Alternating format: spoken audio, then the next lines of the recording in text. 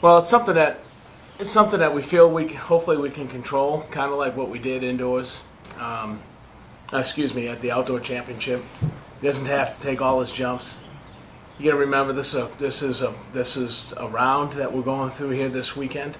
So that means that if he gets off a good jump that we know will finish in the top 12, then we don't have to take any more jumps. The high jump's a little bit different. We'll have to manage that, but for the most part, we just feel like we can go ahead and manage what needs to be done for him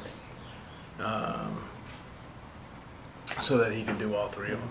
But, a lot of guys triple or long, or maybe long and high. I can't think of too many guys that do all three. What do you think that says about his versatility? I think he's probably one of the most underrated guys that we've had on our team in the last few years. He is an incredibly versatile jumper. He is, again, because of that, he's unbelievably coachable. He does exactly what Coach Geffett wants him to do when he wants him to do it. He's never adding stuff or subtracting. And so that discipline right there that he has with his coach gives us a confidence that he can do this. So he just does everything right, and he's not a loose cannon, so to speak. So you know what I'm talking about there, and he's just an extremely coachable person. And then when he's told to do something, he does it, and then when he's told to stop, he stops, and then he moves on. It's much like the decathlon, put it behind you and you go to the next event. So, hey, I think when you look at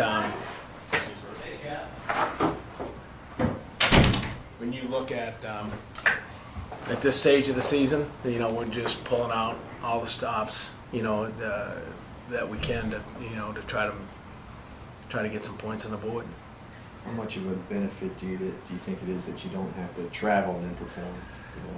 Well, I've always said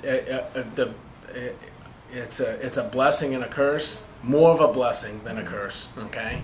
The problem is when you host at home like this, and we're used to it indoors, the facility doesn't become yours anymore. Mm-hmm. So our kids are used to flowing in and out of the locker room.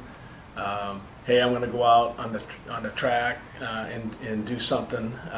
Well, you can't be on the track because that's not the prescribed practice hours that you have. So the curse is just communication. I'm not a believer, for the most part, of sequestering our guys in a hotel like some others would do at home. I think Kentucky did it at their home at the SEC meet. We don't micromanage like that. Our management style is not like that. So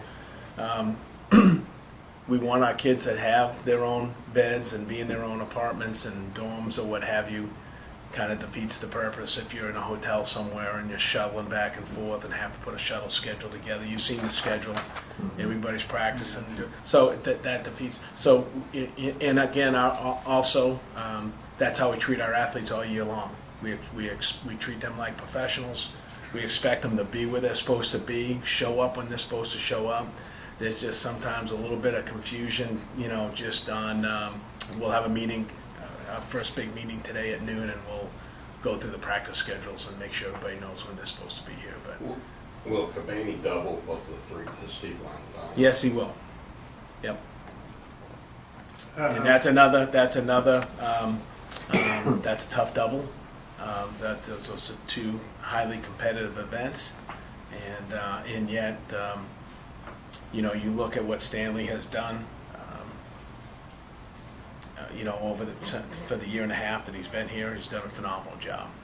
He had a bout of mono indoors that took him out of the indoor season. We feel now that we have him, back to full strength. And so that was a long, slow process, but He was sixth at the NCAA cross country championship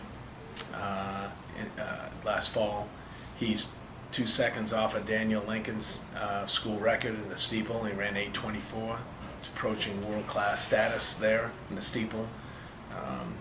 He's got a great, again, kind of like Anthony May, he wants to double.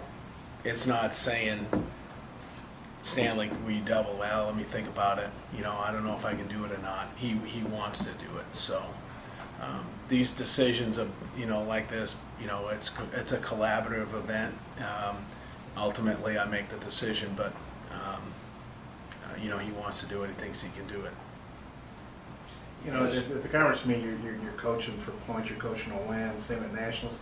But to the regional, you just want to get you guys advanced and healthy. Kind of what's the mindset going into the meet? How do you handle all that? Treat it like a final. You got to treat everything like it's a final. You can't assume anything, and nothing is easy. Nothing is easy. If you're the number one guy in your event, it's not going to be easy. Okay, so don't assume that it's going to be easy. Don't assume that it's going to be a cakewalk, because we all know the history of this meet, and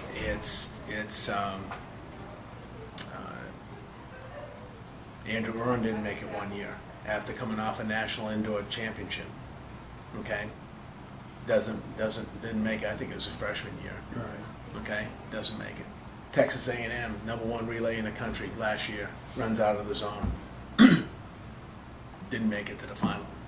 Okay, all I do is, so this is a meet where you have to pay attention, and you have to assume you got to treat. Whenever we get into a prelim final at an SEC or a national championship, you treat it like a final.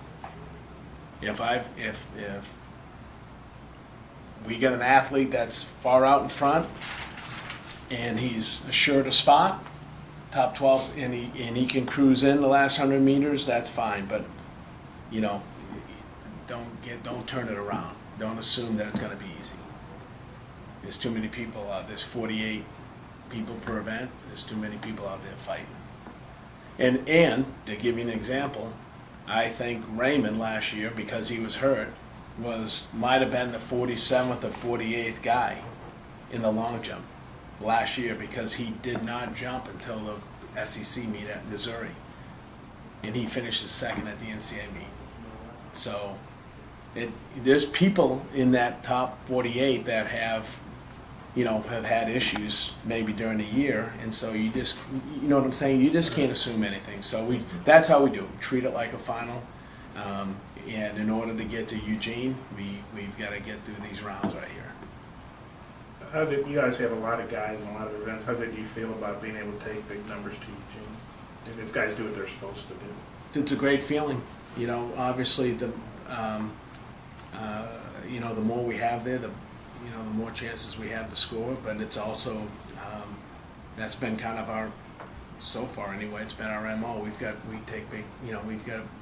one of the larger contingents going. So take pride in our diversity and how many different events we have guys in, and we just, like I said, I'll maybe answer that question better after the meet, but we'll see who we have going. But is that what you were asking? Yeah. McLeod doing both hurdles and both relays right now. Yeah, I mean, there's we don't know about, we have people in the relays that can alleviate some of his workload. So, maybe you see him in the relay, maybe you don't, but he's definitely in both. He's in both hurdle races. You guys are going to be announced today, and they haven't been already, that Omar is the SEC Freshman Runner of the Year. Yeah. What have you thought about his freshman year so far? Phenomenal. You come in, you come in as an Arkansas, you come to Arkansas to run track and field. There's pressure right there as it is. Then you go ahead and go out and win a national championship in a loaded field. Kind of gives you an idea of his talent level, and I'm just really proud of him. It's you're coming into a different country, different culture, different way of doing things, being on a big team. compared to more of a club-like situation of where he was at, but I guess I guess I take that part back. He did come from a good high school team, so that part I think helped him a lot. A lot of international athletes don't come from high school teams; they come from clubs. Omar came from a good high school team in Jamaica, and so I think that helped with this transition. But the other thing is, he's a consummate pro. He's a consummate pro, man. When you're around him before he runs, he's in a different mindset. A lot of our kids need to learn that. Some kids just do it, off the bat, and I'm sure it's true maybe in some other sports too. But he's a focused individual, and when he comes out to practice, does things. It's work time. So I'm really proud. It's a great honor for him, for our team, and